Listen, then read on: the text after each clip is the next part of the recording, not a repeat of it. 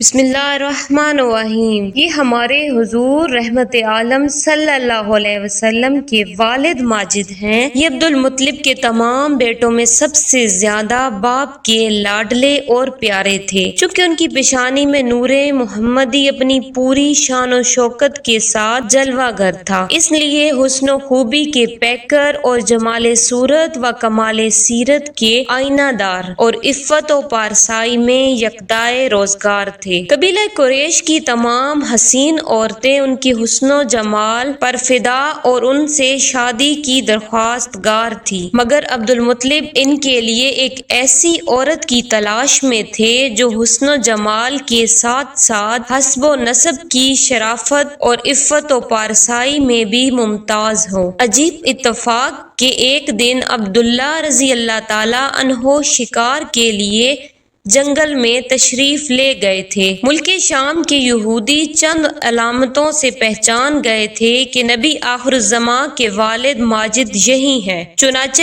ان یہودیوں نے حضرت عبداللہ رضی اللہ تعالی عنہ کو بارہا قتل کر ڈالنے کی کوشش کی۔ اس مرتبہ بھی یہودیوں کی ایک بہت بڑی جماعت مسلح ہو کر اس نیت سے جنگل میں گئی کہ حضرت عبداللہ رضی اللہ تعالی عنہ کو تنہائی میں دھوکے سے قتل کر دیا جائے، مگر اللہ تعالیٰ نے اس مرتبہ بھی اپنے فضل و کرم سے بچا لیا۔ عالم غیب سے چند ایسے سوار ناگہاں نمودار ہوئے جو اس دنیا کے لوگوں سے کوئی مشابہت ہی نہیں رکھتے تھے۔ ان سواروں نے آ کر یہودیوں کو مار بھگایا اور حضرت عبداللہ رضی اللہ تعالیٰ عنہ کو بحفاظت ان کے مکان تک پہنچا دیا۔ وہب بن مناف بھی اس دن شکار میں تھے اور انہوں نے اپنی آنکھوں سے یہ سب کچھ دیکھا، اس لیے ان کو حضرت عبداللہ رضی اللہ تعالیٰ عنہ سے بے انتہا محبت و عقیدت پیدا ہو گئی اور گھر آ کر یہ عزم کر لیا کہ میں اپنی نور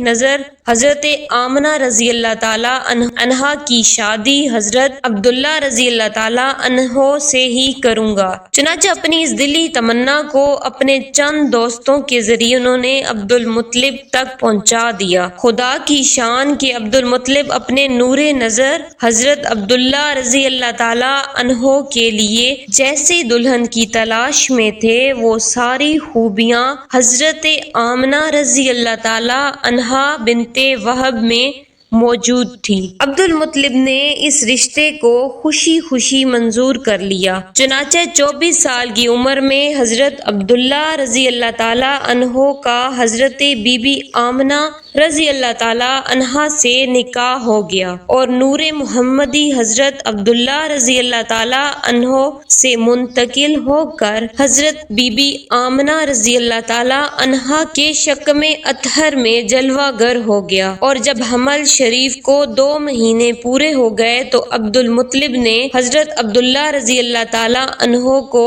کھجوریں لینے کے لیے مدینہ بھیجا یا تجارت کے لیے ملک شام روانہ کیا۔ وہاں سے واپس لوٹتے ہوئے مدینہ میں اپنے والد کے ننھال بنو عدی بن نجار میں 1 ماہ بیمار رہ کر 25 برس کی عمر میں وفات پا گئے اور وہیں مدفون ہوئے۔ قافلے والوں نے جب مکہ واپس لوٹ کر عبد المطلب کو حضرت عبداللہ رضی اللہ تعالیٰ عنہ کی بیماری کا حال سنایا، انہوں نے خبر گیری کے لیے اپنے سب سے بڑے لڑکے حارث کو مدینہ بھیجا۔ ان کے مدینہ پہنچنے سے قبل ہی حضرت عبداللہ رضی اللہ تعالیٰ عنہ راہی ملک بقا ہو چکے تھے۔ حارث نے مکہ واپس آ کر جب وفات کی خبر سنائی تو سارا گھر ماتم قدا بن گیا اور بنو ہاشم کے ہر گھر میں ماتم برپا ہو گیا۔ خود حضرت آمنہ رضی اللہ تعالیٰ عنہا نے اپنے مرحوم شوہر کا ایسا پردرد مرثیہ کہا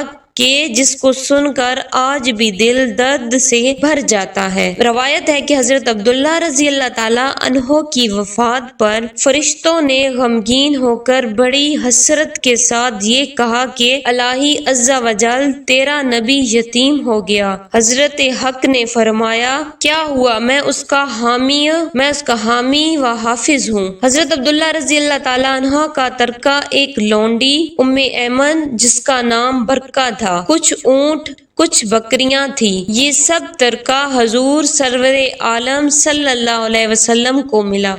ایمن بچپن میں حضور اقدس صلی اللہ علیہ وسلم کی دیکھ بھال کرتی تھی، کھلاتی، کپڑا پہناتی، پرورش کی پوری ضروریات مہیا کرتی۔